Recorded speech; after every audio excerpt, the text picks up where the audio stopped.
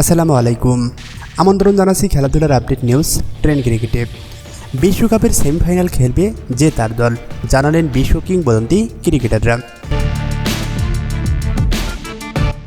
টি-20 বিশ্বকাপ শুরু হতে আর মাত্র একদিন। ইতিমধ্যেই বৈশ্বিক আসরকে সামনে রেখে দলগুলো একেবারে শেষ মুহূর্তের প্রস্তুতি নিয়ে ব্যস্ত সময় পার করছেন। আনুষ্ঠানিক প্রস্তুতির ম্যাচও সেরেছে কয়েকটি দল। আসন্ন বিশ্বকাপকে সামনে রেখে ভবিষ্যৎবাণী করছেন সাবেক কিংবদন্তি ক্রিকেটাররা এবং ধারাভাষ্যকাররা।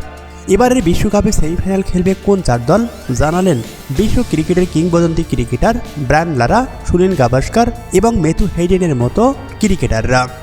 কিংবদন্তি এই তিন ক্রিকেটার এক বিন্দুতে এসে মিল হয়েছেন। তারা তিনজনই মনে করেন আসন্ন টি-20 বিশ্বকাপে সেমিফাইনাল খেলার যোগ্যতা অর্জন করবে না পাকিস্তান। এর চেয়েও বড় চমক দিয়েছেন লারা।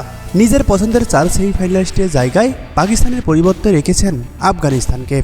কখনো আইসিসি টুর্নামেন্টের শেষ চারে না খেলা আফগানিস্তানকে সেরা চারে রাখার কারণও ব্যাখ্যা করেছেন ব্রায়ান লারা। তাদের তিনজনের মতামত এই যে এবারে সেমিফাইনাল খেলবে যে চার দল তাদের মধ্যে অন্যতম ভারত, ইংল্যান্ড, ওয়েস্ট ইন্ডিজ এবং আফগানিস্তান।